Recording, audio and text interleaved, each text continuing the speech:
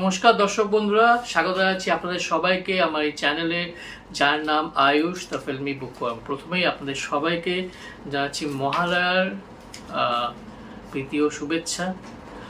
মহালয়া মানেই শুরু হয়ে গেল দুর্গা পুজো, শুরু হয়ে যাচ্ছে আমাদের বাঙালিদের সবচেয়ে বড় উৎসব।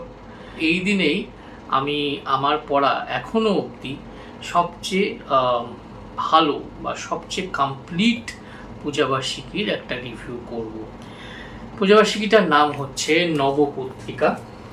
এটি প্রতি বছর পুজোয় প্রকাশ করেন শপিজেন কর্তৃপক্ষরা, এবং এই পূজাবার্ষিকীটি কিন্তু আমি একটা বলতে পারেন শ্রীবৃদ্ধি দেখেছি in terms of quality, in terms of quantity. 3-4 বছর আগের থেকে আমি এই পত্রিকাটি নিচ্ছি, মানে পূজাবার্ষিকীটি নিচ্ছি, এবং 3-4 বছরে কিন্তু এর গুণগত মান অনেকটাই বেড়ে গেছে। এই পূজাবার্ষিকীর রিভিউ করতে গিয়ে আমি বেশ মুশকিলে পড়েছিলাম, কারণ আমার যেটা ফরম্যাট আপনারা সকলেই জানেন।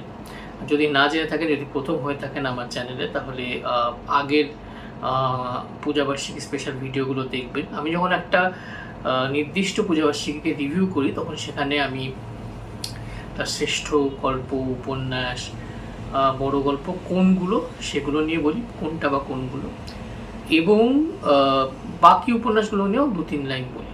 কিন্তু এখানে কাকে শ্রেষ্ঠত্বের শিরোপা দেব সেটা নিয়ে দ্বন্দ্বে পড়েছিলাম, কারণ আমার প্রত্যেকটা উপন্যাসই মনে হচ্ছিল যে এটা প্রথম হওয়ার যোগ্য। কিন্তু এক্ষেত্রে আমাকে একটু নির্মম হতে হয়েছে। তাও মানে কেটে ছেটে অনেক ভালো ভালো উপন্যাসকে শ্রেষ্ঠত্বের শিরোপা না দিয়েও আমি একটি নয়, দুটি নয়, তিনটি নয়, 4-4টি উপন্যাসকে সেই শিরোপাটা দিয়েছি। তাহলে তার আগে যে উপন্যাসগুলো একটুর জন্য মিস আউট করে গেছে সেগুলো নিয়ে আগে কথা বলি, তারপরে উপন্যাসগুলোকে নিয়ে কথা বলবো। বড় গল্পতেও এই সমস্যা আমার হয়েছিল, কিন্তু উপন্যাসে বেশি। তাতেই বোঝা যায় যে উপন্যাসগুলোর যে ওভারঅল কোয়ালিটি, সেটা বড় গল্প এবং ছোট গল্পের ওভারঅল কোয়ালিটির থেকে আরেকটু সুপিরিয়ার। ঠিক আছে, এতে উপন্যাসগুলির মধ্যে আমার প্রথমেই বলবো রুধির পিয়াসী উপন্যাসটির কথা। মহুয়া মল্লিক এই উপন্যাসটি লিখেছেন। মহুয়া মল্লিকের লেখা আমি আগে পড়েছি। উনি বেশ কিছু ভূতের গল্প লিখেছেন, হরর গল্প উপন্যাস লিখেছেন, প্রেমের উপন্যাসও আমি ওনার পড়েছি, সামাজিকও পড়েছি। গত বছর উনি বেশ একটা মনোগ্রাহী উপন্যাস দিয়েছিলেন আমাদের। এবছরও একটা বেশ ভালো উপন্যাস দিয়েছেন। এটা কিন্তু একটা ভ্যাম্পায়ার নিয়ে, ভ্যাম্পায়ার বা এসেনশিয়ালি হরর উপন্যাস আর কি। ভ্যাম্পায়ারের একটা ফ্যাক্টর রয়েছে, অপদেবতার একটা ফ্যাক্টর রয়েছে, কিন্তু তার সঙ্গে একটি রহস্যময় নারীর আখ্যানও রয়েছে। আমার বলতে পারেন প্রথম হাফ, মানে মোটামুটি 40% উপন্যাসের দুরন্ত মনে হয়েছিল, যে আমি মনে হচ্ছিল যে আমি হয়তো এই পূজাবার্ষিকী সবচেয়ে ভালো উপন্যাসটা পড়তে চলেছি। খুব টান মানে গতি এবং যা যা জিনিস একটা হরর উপন্যাসে থাকা দরকার, সেই এলিমেন্টগুলো একদম ঠিক অনুপাতে ছিল। মানে এদিক ওদিক অনুপাতটা হয়ে গেলে তো উপন্যাসটাও বেসামাল হয়ে যেতে পারতো, সেটা ছিল না 40%। তারপরের যে সেকেন্ড হাফটা, সেটা আমার মনে হয় আরেকটু ভালো হলেও পারতো। তবে খারাপ কোনোভাবেই বলবো না, যথেষ্ট ভালো একটা উপন্যাস, 1-2 বার পড়াই যায়, এবং খুব রোমহর্ষক একটি উপন্যাস।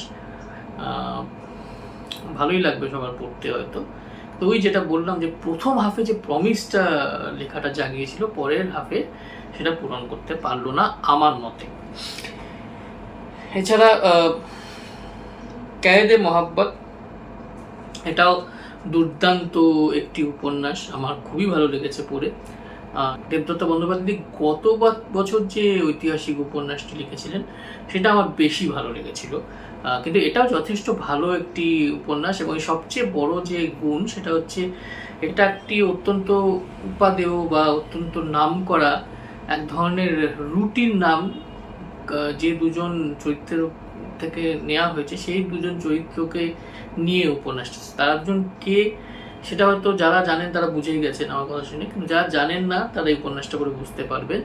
এবং তাদের একটি প্রেম কাহিনী বলা যেতে পারে, একটি ঐতিহাসিক প্রেক্ষাপটের সত্যিকারের প্রেম কাহিনী, এবং তাতে ত্রিকোণ প্রেম বলতে পারেন একদিক দিয়ে।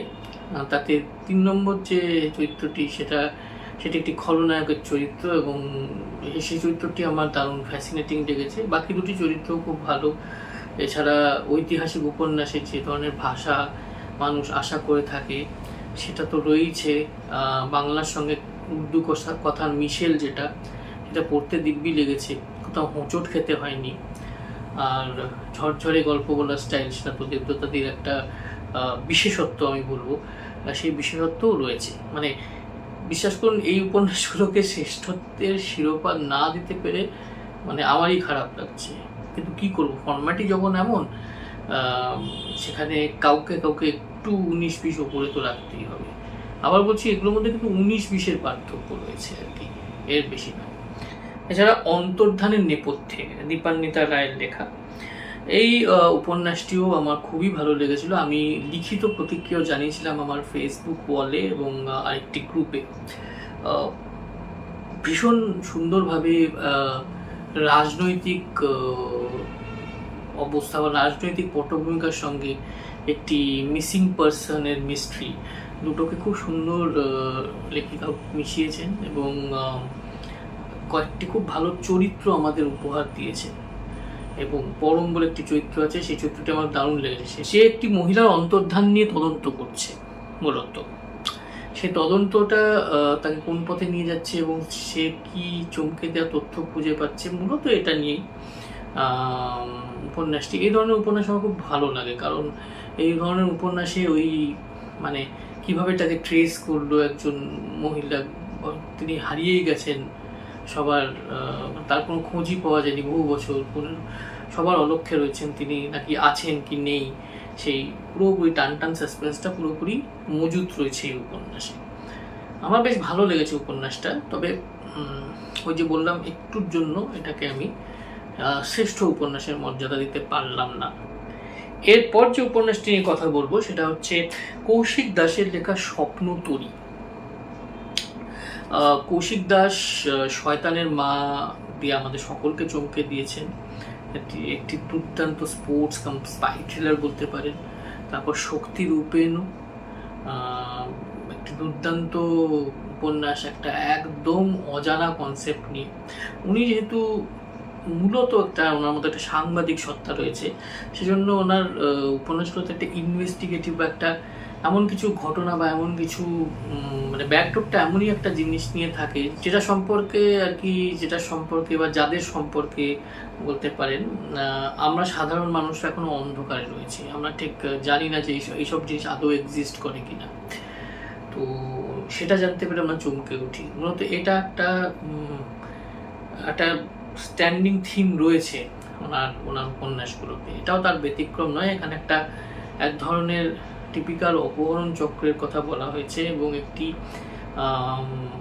কিশোরী মেয়ের স্বপ্ন একটা বড় ফুটবলার হওয়া, তাকে নিয়ে একজন তার মাস্টারমশাই, তার স্বপ্ন সুন্দরবনের প্রত্যন্ত অঞ্চলে কীভাবে মেয়েরা ফুটবল খেলতে শেখে, যাবতীয় প্রতিকূলতা সত্ত্বেও দুটোকে খুব সুন্দর ব্লেন্ড করেছেন লেখক। এবং লেখকের ভাষার একটা খুব ভালো দিক হচ্ছে উনি খুব ন্যাচারাল নর্মাল ভাষা ব্যবহার করেন, কিন্তু সেটা একটা ইম্প্যাক্ট ফেলার জন্য, একটা অভিঘাত সৃষ্টি করার জন্য যথেষ্ট। এটা এই উপন্যাসেও আমি দেখেছি, আগের উপন্যাসগুলোতেও দেখেছি। এটা শ্রেষ্ঠ উপন্যাস নয় বলতে পারেন, 0.5 মানে এরকম একটা কোনো স্কোরের জন্য বলতে পারেন এটাকে আমি শ্রেষ্ঠ উপন্যাস বলতে পারলাম না। তবে এটা অত্যন্ত উঁচু মানের একটি উপন্যাস এবং অত্যন্ত থ্রিলিং একটি উপন্যাস, যার সঙ্গে খেলাধুলো বা স্পোর্টস যে ব্যাপারটা, স্পোর্টস ড্রামা, সেটা খুব অনায়াসেই মিলেমিশে গিয়েছে। তাহলে শ্রেষ্ঠ উপন্যাস যেগুলো, সেগুলো যে উপন্যাসটিকে শ্রেষ্ঠ উপন্যাস মনে হয়েছে নবপত্রিকার, সেটা হচ্ছে দীপ চক্রবাবুর লেখা আক্রোশ। দীপ চক্রবাবু নিজেই একজন পুলিশ অফিসার, এবং উনি পুলিশ প্রসিডিওর নিয়ে দুটো চরিত্র সৃষ্টি করেছেন, দুটো চরিত্র নিয়ে একাধিক গল্প উপন্যাস উনি লিখে ফেলেছেন অলরেডি, এবং প্রত্যেকটি পাঠকদের ভালোবাসা পেতে সক্ষম হয়েছে। এই উপন্যাসটিও আমার ধারণা ব্যতিক্রম হবে না। মূলত একটি ছেলে যে একটা মানে টেলারিং শপে কাজ করত, সে খুন হয়ে গেছে। তার বাবা এসে লাশটিকে শনাক্ত করে গেছেন। ছেলেটিকে খুব নির্মমভাবে হত্যা করা হয়েছে। ছেলেটির শত্রু কে ছিল, ছেলেটির উপর কার রাগ ছিল, কার আক্রোশ ছিল। তদন্তকারী অফিসার অভিরাজ সেন এবং তার সঙ্গে রাজা চন্দ, মানে সিনেমার পরিচালক রাজা চন্দ, এখানে একটি ক্যারেক্টার রয়েছে রাজা চন্দ, লোকাল থানার অফিসার। তারা দুজনে মিলে কিভাবে এই রহস্যের সমাধান করলেন, মূলত এই নিয়ে উপন্যাসটির কয়েকটা জিনিস তো অত্যন্ত ভালো। প্রথম কথা হচ্ছে আমরা পুলিশ প্রসিডিউরের অ্যাকচুয়াল প্রসেসগুলোর ব্যাপারে জানতে পারি বেশ। যেমন ধরুন পোর্ট্রেট পার্লে বলে একটা টার্ম রয়েছে, এপিজেনেটিক্স বলে একটা টার্ম রয়েছে, কার্ল ড্রপ বলে একটা টার্ম রয়েছে। এগুলো কিন্তু প্রত্যেকটা খুব স্পেসিফিক এটার পরিভাষা রয়েছে। সেগুলোকে লেখক খুব সুন্দরভাবে বুঝিয়েছেন, খুব সহজ সরল ভাষায় বুঝিয়েছেন। আবার ইনফো ডাম্পিং একেবারেই হয়নি এবং পড়তে খুব ইন্টারেস্টিং লাগে, পড়তে খুব মজা লাগবে পাঠকদের, আমার তো লেগেছে। এছাড়া সম্পর্কের টানাপোড়েন, মানুষের কয়েকটি রিপুর প্রাবল্যে কি হতে পারে তার একটা আন্দাজ লেখক দিয়েছেন। এ থেকে আমরা কোনো না কোনোভাবে একটা শিক্ষা এই উপন্যাসটি আমাদের দিয়ে যায়। মানব সম্পর্কের জটিলতাটা খুব সুন্দরভাবে ক্যাপচার করেছে এই উপন্যাসটি, এটা আমার দারুণ লেগেছে। মানে একটি রহস্য উপন্যাস বলুন, গোয়েন্দা উপন্যাস বলুন বা থ্রিলার বলুন, এই ধরনের জনরা লিটারেচার যেটা হয় সেটা তো আর মানুষের মানব সম্পর্ক যেটা এবং নানা রকম যে জটিলতা সেটা নিয়ে, সেটার থেকে তো বাইরে নয়, তারই একটা অংশ। তো সেই জিনিসটা খুব সুন্দরভাবে এখানে দেখানো হয়েছে। দুটোর যে মিশ্রণ, যে ব্লেন্ডিংটা, ওটা খুব সুন্দর হয়েছে এই উপন্যাসে। সে যেটা হয়েছে যে তদন্তকারী অফিসার যখন এক্সপ্লেন করছেন, হাতে তুরুপের তাসগুলো একে একে বের করছেন, তাতে চমক লাগতে বাধ্য। এবং শেষে খুনিকে আমি কিন্তু সেরকম আন্দাজ করতে পারিনি, যদিও আমি এক দুজনের কাছে শুনছি তারা নাকি আন্দাজ করতে পেরেছেন, কিন্তু আমি বিশ্বাস করুন আন্দাজ করতে পারিনি কে খুনি হতে পারে। তো শেষের দিকে টুইস্টটা বলতেই হবে যে খুবই সাডেন এবং খুব সুন্দরভাবে টুইস্টটাকে আনা হয়েছে। আর টুইস্টটা কোনো আকাশ থেকে পড়েনি, চোখের সামনেই টুইস্টটা ছিল, কিন্তু পাঠক একটু হিমশিম খাবে আর কি, জানি ছিল কিন্তু বুঝতে পারিনি তো এরকম কিছু একটা হবে। তো সেটাই একটা গোয়েন্দা গল্প বলুন, এই ধরনের ইনভেস্টিগেটিভ প্রসিডিউরাল ড্রামা বলুন, সেটা এখানেই সার্থকতা।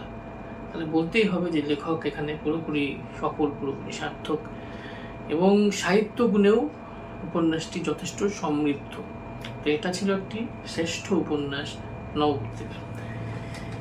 এছাড়া সোমনাথ সেনগুপ্তর অসম ডায়েরি 2। এবার এই উপন্যাসটা নিয়ে আমি বিস্তারিত লিখেছি, আমার পেজে আছে, আপনি হ্যাশট্যাগ দিয়ে সার্চ করুন, পেয়ে যাবেন পূজাবার্ষিকী লিখে। অসম ডায়েরি 2 এই উপন্যাসটা আমার খুবই কাছের উপন্যাস হয়ে দাঁড়িয়েছে, কারণ আমি আসামেই বড় হয়েছি এবং যে সময়টা লেখক এখানে ধরেছেন সেই সময়টায় আসামে terrorism was that it's peak, কিন্তু লাস্টলি গো বলা যেতে পারে। তো সেই উগ্রপন্থার সেই যে ফেজটা, সেটাকে যতটা অথেন্টিক্যালি সম্ভব লেখক তুলে ধরেছেন, এটা আমি বলতে পারি, কারণ ওই সময় আমি ওখানে চাকরি করছিলাম এবং মোটামুটি যেহেতু বড়ই ছিলাম, তাই আশপাশের রাজনৈতিক অবস্থা সম্পর্কে যথেষ্টই ওয়াকিবহাল ছিলাম। সাধারণ মানুষের মানসিকতা কী ছিল সেটা নিয়ে, সাধারণ মানুষ মিলিটারিকেই বা কি চোখে দেখতো, আর্মিকেই বা কি চোখে তখন দেখতো। ওখানে একটি খুব নিটোল প্রেম কাহিনীও বুনেছেন লেখকরা, সেই প্রেম কাহিনীটাও খুব সুন্দরভাবে বর্ণনা করা হয়েছে এখানে। কাজেই বলতেই হবে যে এটা শুধুমাত্র একটা ইনভেস্টিগেটিভ থ্রিলার নয়, এটা একটা একাধারে রোমান্টিক উপন্যাস, তার সঙ্গে ইনভেস্টিগেটিভ ব্যাপারটা তো আছেই, এছাড়া কিছুটা রাজনৈতিক উপন্যাসও বটে। তো এতগুলো মাল্টি জনরা কিন্তু খুব সুন্দরভাবে খাপে খাপে বসেছে এখানে, বিচ্ছিন্ন বা খাপছাড়া একেবারেই মনে হয়নি। তো দুর্দান্ত লেগেছে এই উপন্যাসটা। আমার মনে হয় গ্রন্থাগারে শিগগিরই বেরোবে। তৃতীয় যে উপন্যাসটিকে আমার শ্রেষ্ঠ উপন্যাস মনে হয়েছে সেটা হচ্ছে আতঙ্কের নাম কালো চিঠি। লেখিকা হচ্ছেন অনন্যা দাস, এবং অনন্যা দাসের লেখা আমি বহুদিন ধরেই পড়ছি। অনন্যা দাস ইউএসএতেই সেটেল বহু বছর ধরে, এবং উনি এই আমেরিকার পটভূমিকাটাকে খুব সুন্দরভাবে নিজের উপন্যাসে ব্যবহার করেন। ইউএসএতে যায়নি, তারা যেন একটা আয়নার মধ্যে ইউএসএকে খুব সুন্দরভাবে খুঁজে পান। শুধু লোকেশন নয়, সেখানকার সমাজ ব্যবস্থা, সেখানে ধরুন ছাত্রছাত্রীরা কিভাবে ইন্টারেক্ট করে, কি করে। সিনেমা দেখে তারা একটা আন্দাজ পাই, কিন্তু বইয়ে তো লেখার সময় অনেক গভীরতা এসে যায় এবং মানুষ অনেক বেশি একাত্ম হয়ে যায়। তো সেই ব্যাপারটা খুব সুন্দর উনি তুলে ধরেন। এখানে তার ব্যতিক্রম এটি বলতে পারেন, মূলত এক ধরনের সাইকোলজিক্যাল থ্রিলারও বটে কিছুটা, এবং কিছুটা একটা সমাজ, মানে একদমই যারা আর্লি 20s রয়েছে সেই বয়সী ছেলে মেয়েদেরকে নিয়েও একটা গল্প কোথাও না কোথাও। আর যারা এখনো মানে যারা একাডেমিক ক্যারিয়ারের লাস্ট লিগে রয়েছে, যারা চাকরিও করে এবং সেই চাকরি দিয়ে যে টাকা পায় সেই টাকা দিয়ে নিজের পড়াশুনো খরচ চালায়, তাদের জীবন নিয়েও একটি সুন্দর ডকুমেন্টেশন বলতে পারে। এবং এখানে একটা বডি শেমিংয়ের ব্যাপার রয়েছে, সেই বডি শেমিংয়ের অ্যাঙ্গেলটাও খুব সুন্দরভাবে লেখিকা মিলিয়েছেন। প্রচুর চরিত্র রয়েছে, এবার এটা তো বুঝতেই পারছেন যে মানে একটা রহস্য উপন্যাসে যত চরিত্র থাকবে রহস্য তো ততটাই জমাটি হবে। তো সেটাও এখানে হয়েছে, তার অন্যথা একদমই হয়নি। এখানে একটি আগাথা ক্রিস্টির মতন একটা ক্যারেক্টার রয়েছে আর কি, মানে আগাথা ক্রিস্টি বলতে যেরকম একটা ক্যারেক্টার আমাদের চোখের সামনে ভেসে ওঠে, একজন বেশ ফ্রেন্ডলি প্রৌঢ়া লেখিকা, বুদ্ধিমতী, শার্প, কিন্তু বয়স হয়ে গেছে, আবার খুব অ্যাফেকশনের একটা ব্যাপার আছে, সেরকম একটা চরিত্র রয়েছে। তো মনে হয়েছে যে তার মাধ্যমে মনে হলো যেন লেখিকা কোথাও না কোথাও আগাথা ক্রিস্টিকে ট্রিবিউট দিয়েছেন, কারণ উপন্যাসের ফরম্যাটের মধ্যেও একটা ক্রিস্টি টাচ রয়েছে। ক্লাইম্যাক্সটা আমাদের চমকে দেয়, যাকে মানে যে কাণ্ডগুলো ঘটাচ্ছে বা যে খুনগুলো করছে এখানে, সে খুনিকে চিনতে একটু অসুবিধে হবে পাঠকদের। সব মিলিয়ে একটি অত্যন্ত এনগেজিং রহস্য উপন্যাস, মার্ডার মিস্ট্রি এই উপন্যাসটি। ডক্টর পল্লব বসুর লেখার সঙ্গে ব্যক্তিগতভাবে একটা পরিচিতি আছে, ও লেখার সঙ্গে বহুদিন ধরেই পরিচিত। ওনার যে মহিলা পুলিশ চরিত্রটি রয়েছে তার বলতে পারেন একটা গ্রোথ আমি বেশ কিছু বছর ধরে পড়ছি, তো বলতে পারেন আমার সঙ্গে একাত্মই হয়ে গেছে চরিত্রটির নাম আপনারা অনেকেই জানেন, হয়তো খুব পপুলার চরিত্র শ্রীপর্ণা। তো এখানে একটা মেডিকেল থ্রিলার, মূলত কিছুটা একটা মেডিকেল থ্রিলার, কারণ খুনের যে পদ্ধতি বা খুনটা একটা হাসপাতালে হচ্ছে, কাজেই একটা মেডিসিন, চিকিৎসা ব্যবস্থা, চিকিৎসা ট্রিটমেন্ট, ডিজিজ এসবের সঙ্গে জড়িয়ে রয়েছে, কাজেই একটা মেডিকেল থ্রিলার তো বলাই যায়। তার সঙ্গে এটা একটা রাজনৈতিক থ্রিলারও বটে। এবং এই 2-3 দিন আগে আমি লেখাটা পড়লাম, এই 2-3 দিনের মধ্যে এমন কিছু ডেভেলপমেন্ট আমাদের রাজ্যে হলো যেটা সঙ্গে এই উপন্যাসের কোথাও একটা মিলও খুঁজে পেলাম আমি। এবং যেভাবে উনি এটাকে জিনিসগুলোকে এক্সপ্লেন করেছেন, ডিসক্রাইব করেছেন, একজন ডাক্তারের পক্ষেই সম্ভব, কারণ এই ইনসাইড ফ্যাক্টরগুলো তো আমরা সাধারণ মানুষরা বা যারা ডাক্তার নই, নন মেডিকেল প্রফেশনালস, যারা ডাক্তার নই, রেডিওলজিস্ট নই, প্যাথোলজিস্ট নই, নার্স নই, আমরা এগুলো জানতেও পারি না। ডাক্তারের সঙ্গে নার্স, নার্সের সঙ্গে রেডিওলজিস্ট, প্যাথোলজিস্ট, এদের মধ্যে একটা চেইন ফর্ম হয়, এদের মধ্যে একটা যে ইন্টারপার্সোনাল ইন্টারাকশন হয়, লেখক খুব ভালোভাবে আমাদের এক্সপ্লেন করেছেন এই উপন্যাসের মাধ্যমে। এবং যে খুনটাও হচ্ছে একজন অত্যন্ত প্রভাবশালী নেতা খুন হচ্ছেন, সেটাকেও খুব ভালোভাবে মানে খুব সুন্দরভাবে তিনি শেষের দিকে বর্ণনা করেছেন যে খুনটা কে করেছে, কিভাবে করেছে, খুব সুন্দরভাবে সেটা বর্ণনা করা রয়েছে। এবং এই যে রাজনৈতিক ব্যাপারটা, মানে সেটা কিন্তু আমরা বাংলায় খুব বেশি উপন্যাসে পাই না। এই রাজনৈতিক ব্যাপার স্যাপারগুলো সেটা খুব সুন্দরভাবে মিশে গেছে একটা প্রপার মেডিকেল থ্রিলারের সঙ্গে। এছাড়া এখানে রহস্যের মেঘনাথ যে কে সেটা কিন্তু একদম বোঝা যায় না, সেটা সেই ফ্যাক্টরটাও রয়েছে। সেটা একটা খুব পজিটিভ ফ্যাক্টর এই উপন্যাসে। সব মিলে এই উপন্যাসে আমি কিছু নেগেটিভ পাইনি, কাজেই সেজন্য এটাকে শ্রেষ্ঠত্বের শিরোপা দিয়েছি। সুখের শহরে আজ দারুণ অসুখ নবপত্রিকার শ্রেষ্ঠ একটি উপন্যাস। উপন্যাসিকায় চলে আসি। উপন্যাসিকায় 3টি উপন্যাসিকা রয়েছে। এর মধ্যে জয়ন্তনারায়ণ চট্টোপাধ্যায়ের মিম বেশ ভালো একটি উপন্যাসিকা। জয়ন্তনারায়ণ চট্টোপাধ্যায় একজন বিখ্যাত উকিল এবং উনি বেশ কিছু ভালো ভালো গল্প লিখেছেন। দ্বীপ প্রকাশনা থেকে সেগুলো বেরিয়েছে এবং এছাড়া উনি গত বছর একটা খুব ভালো সামাজিক গল্প লিখেছিলেন, যেটা আমার খুব ভালো লেগেছিল। উপন্যাসিকাটাও খুব ভালো লেগেছে আমার, ওনার লেখা, কিন্তু এটাকে আমি শ্রেষ্ঠ উপন্যাসিকার শিরোপা দিতে পারছি না, কারণ যে দুজন হেভিওয়েট খেলোয়াড় এখানে রয়েছেন তারা মানে নিউ যদি শের হয় তারা সওয়া শের আর কি, এরকম একটা ব্যাপার। এই বাকি দুটি যে উপন্যাসিকার কথা এখন বলবো, প্রথমটি হচ্ছে শুভব্রত দার লেখা, শুভব্রত বসুর লেখা নীল রক্তের ধারা।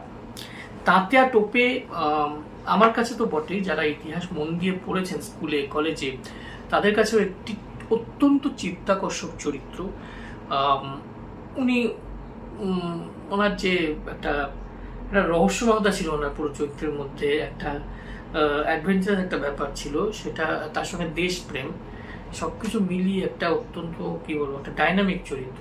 তাকে খুব সুন্দরভাবে এই ঐতিহাসিক উপন্যাসিকার মধ্যে সুব্রতবাবু নিয়ে এসছেন।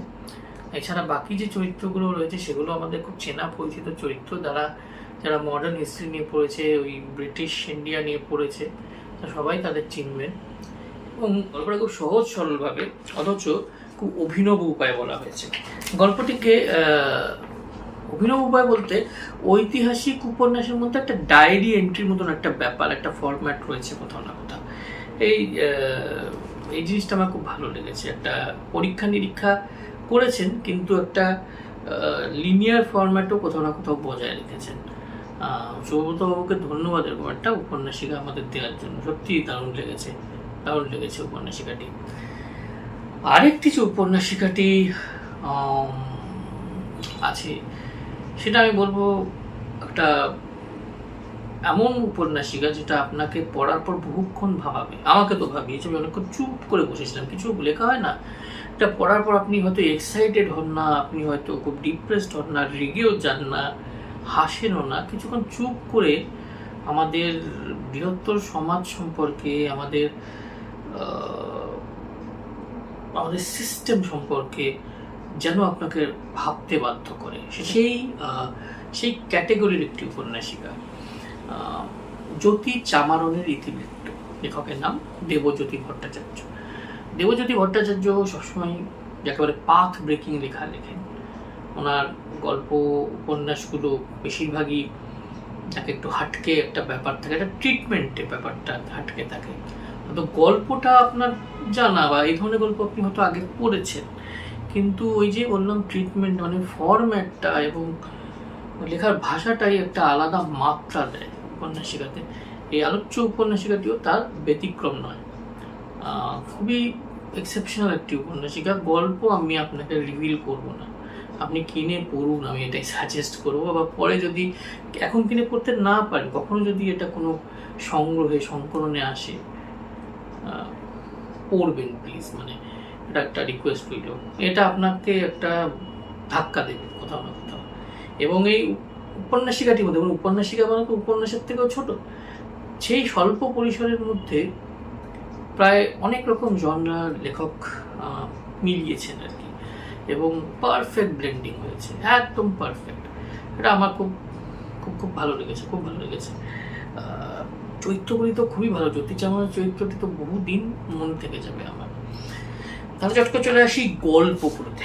গল্প এখানে অনেকগুলো, তারপরে চলে আসি বড় গল্পগুলোতে। বড় গল্প এখানে 6টি রয়েছে। এর মধ্যে এমনও ঘটে শঙ্কর চ্যাটার্জির লেখা, বেশ ভালো একটি বড় গল্প। তবে আমার মনে হয়েছে যে এটা বড় গল্পের ক্যানভাস ডিমান্ড করে না, এটা উপন্যাস হলে যেন আরো ভালো হতো। মানে বড় গল্পের ক্যানভাসটা এটার জন্য ঠিক নয়, এটা আমার মনে হচ্ছে।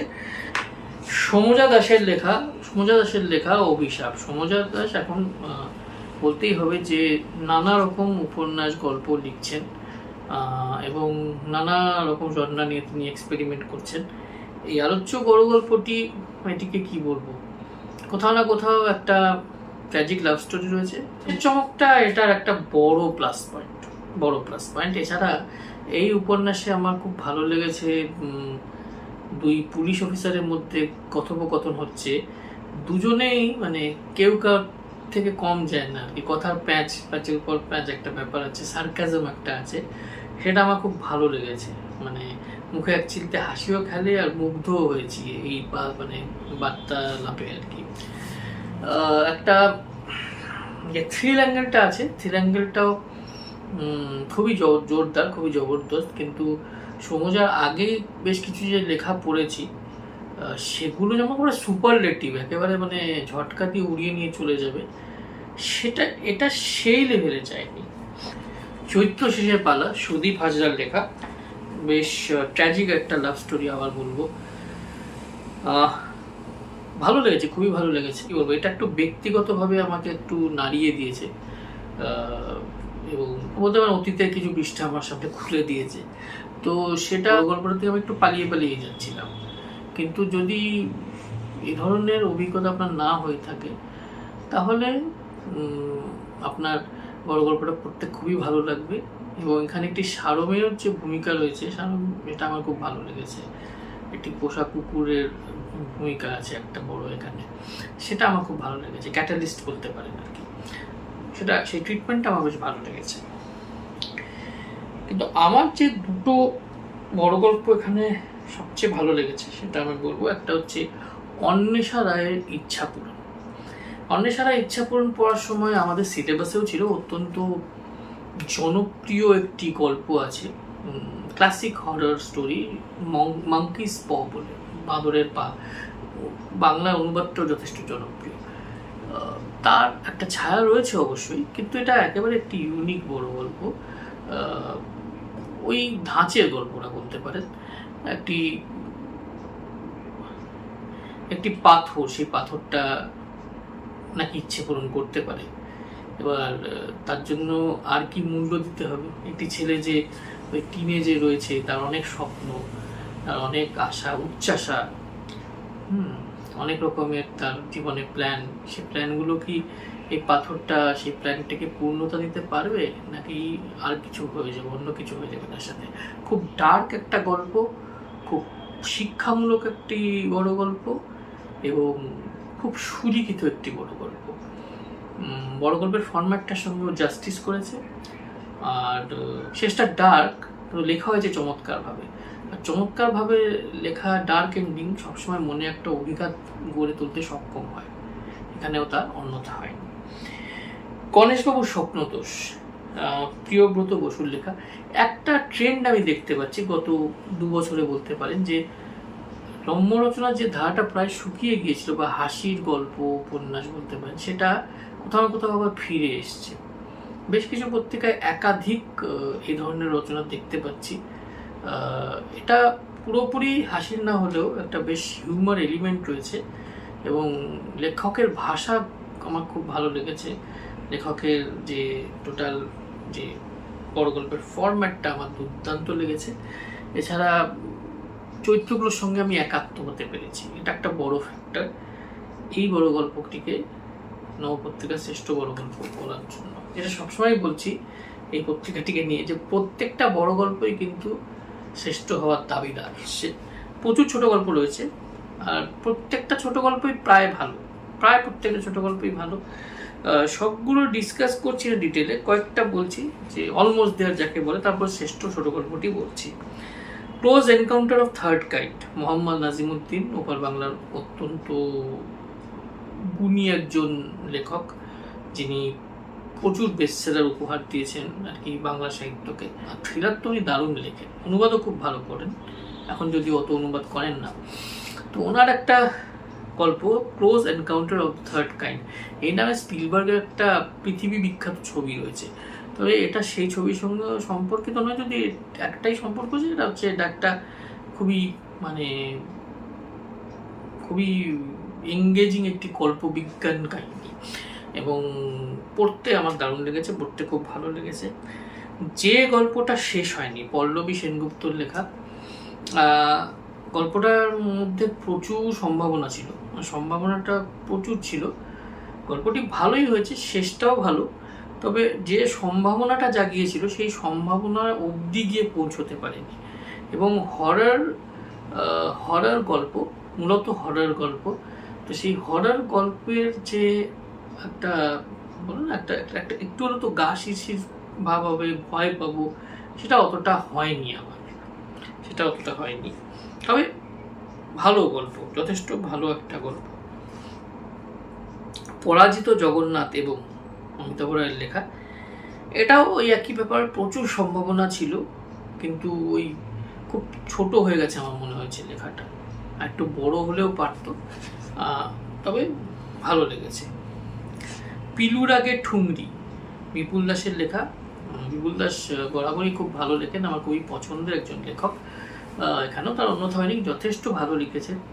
তবে ওই মানে একেবারে সেই মুগ্ধ হয়ে যাব হয়তো সেই লেভেলে লেখাটা যায়নি, তবে যথেষ্ট ভালো একটি গল্প, অবশ্যই পাঠযোগ্য তো বটে। ছাপ্পা বউ, রূপক সাহার লেখা। রূপক সাহাকে আমি মানে রূপক সাহার যে সমস্ত গল্প বা উপন্যাস আমি আগে পড়েছি তার তুলনায় একটু ফিকে, তবে পড়া যায়, বেশ রিয়ালিস্টিক, খুব প্ল্যাটেন্টই বলবো একটি গল্প আর কি। মানে হয় না, কিছু গল্প হয় আপনাকে একদম সপাটে চর মেরে দেখিয়ে দেবে যে সমাজের কিছু স্তরের মানুষজনরা কিভাবে বেঁচে থাকেন, তাদের জীবন সংগ্রামী বাকি, সেরকম একটি গল্প আর কি। ছোট লোক, জয়দীপ চক্রবর্তীর লেখা। জয়দীপদার লেখা মধ্যে একটা হার্ট ওয়ার্মিং ব্যাপার থাকে, একটা মন ভালো করে দেওয়া ব্যাপার থাকে, এবং এই ছোট লোক গল্পটিতেও সেরকমই একটা ব্যাপার রয়েছে। একটি রিক্সাওয়ালার গল্প বলতে পারেন, এবং সেই রিক্সাওয়ালার মানসিকতার বদল এবং বেশ কিছু ফ্যাক্টর এখানে রয়েছে। একটি সামাজিক গল্প অবশ্যই, এবং কন্টেম্পোরারি সমাজটিকে খুব সুন্দরভাবে দেখিয়েছে গল্পটি। এছাড়া নেশার কিস্সা, বাসু মুখোপাধ্যায়ের লেখা, খুব হেসেছি লেখাটা পড়ে, বেশ মজার লেখা, বেশ মানে বেশ কিছু জোকস রয়েছে বা বেশ কিছু গ্যাগস যেগুলোকে ইংরেজিতে বলে, সেই গ্যাগস রয়েছে, কিছু ওয়ান লাইনার টাইপের ব্যাপার স্যাপার রয়েছে, সেগুলো পড়ে বেশ হাসির উদ্রেক ঘটেছে বলতে পারি, কাজেই সেদিক দিয়ে তো সফল বটেই, বেশ ভালো একটি গল্প। ডাকতে নেই, সঙ্গীতা আইচ সাহা, অসাধারণ একটি ভূতের গল্প, মানে শেষটা তো খুবই মানে মানে আপনাকে একদম নাড়া দিয়ে চলে যাবে সেরকম একটা শেষ আর কি। তবে ওই গতবার যে গল্পটি উনি লিখেছিলেন নবপত্রিকায়, তাতে উনি বারটা এমন হাই করে দিয়েছেন না যে এটা সেখানে গিয়েও যেতে পারেনি আর কি। তবে এটাও দুর্দান্ত একটি গল্প, এবং সেটা মানে ভয়ের গল্প, ভয় পাওয়াবে আপনাকে। তবে আপনি যদি একটু মানে কি বলবো বেশি ভয় পান, তাহলে বলবো নেগেটিভ করা বলা হয়ে যাবে কি, পড়বেন না, কারণ সত্যি ভয় ভয় লাগে পড়তে। এটা খুলে সামনে বসে পড়ে, বিশ্বাস করুন ভয় লাগবে। যে গল্পগুলো আমার শ্রেষ্ঠ মনে হয়েছে সেগুলোর কথা বলি। আমাদের কোথাও যাওয়ার নেই, বিনোদ ঘোষাল। বিনোদ ঘোষাল খুব তার জীবনের খুব কয়েকটা নির্মম সত্য, আর তার সঙ্গে না ম্যাজিক রিয়েলিজমের একটা ফ্যাক্টর আছে, এগুলোকে উনি খুব সুন্দর ব্লেন্ড করেন, এবং ব্লেন্ড করে মানে যেটা বললাম আমাকে, কিছু গল্প আমাদেরকে যেন গালে একটি চর মেরে দেখিয়ে দেয় একটা বাস্তব চিত্র, এখানে কিছুটা অলৌকিক একটা ব্যাপার আছে, সেটার মাধ্যমে একটি সমাজ চিত্র উনি আমাদেরকে দেখিয়েছেন আর কি। ভীষণ ভিজুয়াল স্টোরি টেলিং, এবং গল্পটা পড়তে পড়তে যেন চোখের সামনে ঘটনাটা দেখতে পাচ্ছিলাম। এখানেই কিন্তু একটা ছোট গল্পের সার্থকতা থাকে, যে স্বল্প পরিসরের মধ্যে যদি এই ব্যাপারটা কেউ করতে পারে, সেখানেই একটি ছোট গল্পের সার্থকতা, এবং সেদিক দিয়ে এই গল্পটি সার্থক গল্প। জয়ন্তদের লেখা একটি বদলার কাহিনী, এটা আমার শিয়ার আনপ্রেডিক্টেবিলিটির জন্য এটাকে আমি শ্রেষ্ঠ গল্প বলছি। মানে গল্পটা উল্টো হয়েছে, অনেকগুলো গল্প উপন্যাসের ক্ষেত্রে বললাম না শুরুতে দুর্দান্ত লাগছে, তারপরে কোথাও যেন একটু ব্রেক লেগে গেছে, এখানে উল্টো হয়েছে। এখানে শুরুতে মনে হচ্ছিল একটা ইউজুয়াল গল্প পড়ছি, একটা একটু ফ্লার্ট টাইপের একটা ছেলে, একটি মেয়ের সঙ্গে তার দেখা হচ্ছে, মনে হচ্ছে একটা জাস্ট আনাদার লাভ স্টোরি, সেরকম একটা ব্যাপার। কিন্তু আস্তে আস্তে যখন গল্পটা অন্যদিকে মোড় নেয় এবং গল্পটা একটা পেস নেয়, তখন কিন্তু একটা মানে অলৌকিকত্বের একটা ছোঁয়া যখন চলে আসে, তখন কিন্তু গল্পটা ভীষণ ইন্টারেস্টিং হয়ে যায়। এটা কোথাও একটা ওপেন এন্ডেড একটা ব্যাপার আছে। কঠোরভাবে প্রাপ্তবয়স্কদের জন্য এই গল্প, আগেই বলে রাখলাম। কিন্তু গল্পটি বেশ বেশ ইন্টারেস্টিং, অন্যরকম একটি অলৌকিক গল্প আমার মনে হয়েছে। আরেকটি শ্রেষ্ঠ গল্প যেটা আমার মনে হচ্ছে সেটা হচ্ছে সৈকত মুখোপাধ্যায়ের লেখা অন্য। একেবারে কোভিড কালের গল্প, ভীষণ রিলেটেবল, শেষটা আপনাকে একটা জোরে ধাক্কা দেবে, এবং একটা সামাজিক গল্পের মধ্যেও যে কত রকম মোচড় থাকতে পারে, সত্যি তো একটি সামাজিক গল্পের মধ্যে কত রকম মোচড় আনা যায়, কতটা আলাদা আঙ্গিকে যে লেখা যায়, সেটা মানে সৈকত মুখোপাধ্যায় প্রতিবারই অবাক করেন, প্রতিবারই দেখিয়ে দেন। ওনার মানে লেখনী নিয়ে তো কিছু বলার নেই, মানে ধৃষ্টতা হয়ে যাবে আমার তরফ থেকে লেখনী নিয়ে কিছু বলা। তাও এটা বলবো যে লেখনীটা একেবারে আঁটো সাঁটো, মানে একটা ছোট গল্পের না কম্প্যাক্টনেসটা খুব দরকার হয়, নাহলে ছোট গল্পটা আপনার মানে জাস্ট ভাষা পড়ে আপনি বেরিয়ে চলে যাবেন। আপনাকে আটকে রাখার ক্ষমতাটা কিন্তু ছোট গল্পে ক্রিয়েট করাটা বেশ কঠিন, এবং সেখানে সৈকতদা সসম্মানে উত্তীর্ণ হয়েছেন একেবারে। এবং এখানে একটি, যদি আমি গল্পটি একটু আভাস দিই, কিছুই না, একটি মেয়ে, সে নিজের জীবিকা নির্বাহ করে সাইকেলে করে এসে জিনিস বিক্রি করে, ধূপকাঠি এই জাতীয় পুজোর ফুল। এবং কোভিড যত এগোচ্ছে, মেয়েটির মানে সাইকেল করে যে জিনিসগুলো আনছে সেগুলো, সে পণ্যগুলো সেগুলো বদলে যাচ্ছে। তারপর আস্তে আস্তে লকডাউন খুলছে, কেউ কাজ হারাচ্ছে, কেউ কারোর কাজ চলে গেছে, কেউ কাজ হারাচ্ছে, কারোর কাজের ধরন বদলে গেছে, যেটা হয়েছিল সেই সময়। আমরা সকলেই ভুক্তভোগী এই ব্যাপারে। তো যে লেখকের যে চরিত্রটা, এটা উত্তম পুরুষের লেখা একটি গল্প, সে একটি পুরনো বাড়িতে থাকে, এবং এইসব জীবনযাত্রা দেখতে দেখতে তার অতীতের কিছু ফ্ল্যাশব্যাকও মনে পড়তে থাকে। তার বাবা কেমন করতেন, বাবা কিভাবে মারা গেলেন, এই ব্যাপারগুলো সঙ্গে তিনি জুড়তে থাকে, এবং সে এই পুরো জিনিসটা নিয়েই গল্পটা। এর মধ্যে একটি চমক রয়েছে, দুটো চমক রয়েছে লাস্টে পরপর, এবং দুটো আপনাকে স্টান্ট করে দেবে।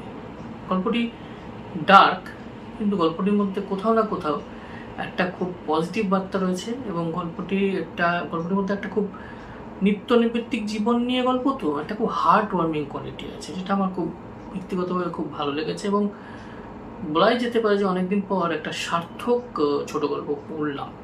এছাড়া আমার ভ্রমণ কাহিনী পড়তে খুব ভালো লাগে, তো রূপা মজুমদারদির লেখা নাথাং ভ্রমণের কথা বিশেষ করে বলবো। চমৎকার একটি ভ্রমণ কাহিনী, এবং পড়তে আমার খুব মানে ভালো লাগছিল, কারণ মানে এসব জায়গায় হয়তো আমার যাওয়া হবে না কোনো দিন, তাই লেখিকার ডেসক্রিপশন পড়েই যেন জায়গাটা অনেকটা ঘোরা হয়ে গেল। ভবিষ্যতে আশা করছি ওনার থেকে আরও ভ্রমণ কাহিনী পাবো আগামী বছর পূজাবার্ষিকীতে। তো এই ছিল নবকল্লোলের শ্রেষ্ঠ উপন্যাস, গল্প, বড় গল্প, উপন্যাসিকা নিয়ে একটি দীর্ঘ ভিডিও। এই ভিডিওটি দীর্ঘ হয়ে গেল আমি জানি, কিন্তু একটা অনুরোধ হলো আপনাদের কাছে, ভিডিওটা আপনি পুরো দেখবেন, তাহলে বুঝতে পারবেন যে একটি সেই অর্থে ভার্সাটাইল পূজা সংখ্যা কীভাবে সম্পাদনা করতে হয়। এবং যুগ্ম সম্পাদিকাকে আমি সত্যি ধন্যবাদ জানাতে চাই, দেবদত্তা বন্দ্যোপাধ্যায় এবং সুপর্ণা দিকে, যে এরকম একটা পূজাবার্ষিকী ওনারা বানিয়েছেন। মানে 80% গল্প উপন্যাসী মানে চুম্বকের মতো আপনাকে টেনে রাখবে। তো বলা যেতে পারে 250 টাকা একেবারে পয়সা বসুল। তো এটা ছিল নবপত্রিকা নিয়ে আমার একটা পূর্ণাঙ্গ রিভিউ। আপনাদের কেমন লাগলো অবশ্যই জানাতে ভুলবেন না, কমেন্ট বক্স খোলা রয়েছে, আপনাদের কমেন্ট পড়লে বুঝতে পারবো কোথায় ইমপ্রুভ করতে পারি, বা আপনারা একমত কিনা। যারা পড়েননি তাহলে চটপট পড়তে শুরু করে ফেলুন। ভিডিওটি ভালো লাগলে লাইক, সাবস্ক্রাইব, শেয়ার অবশ্যই করবেন। আজ তাহলে আসি, ভালো থাকবেন, সুস্থ থাকবেন সবাই। মহালয়া এসে গেল, পুজো আসছে, আপনাদের খুব ভালো কাটুক এই কামনা করি। আর আপনাদেরকে পুজোবার্ষিকী, নিত্য নতুন পুজোবার্ষিকী খবর দেওয়ার জন্য আমি তো আছি, আমি দিতে থাকবো। আজ তাহলে আসি, ভালো থাকবেন, শুভরাত্রি।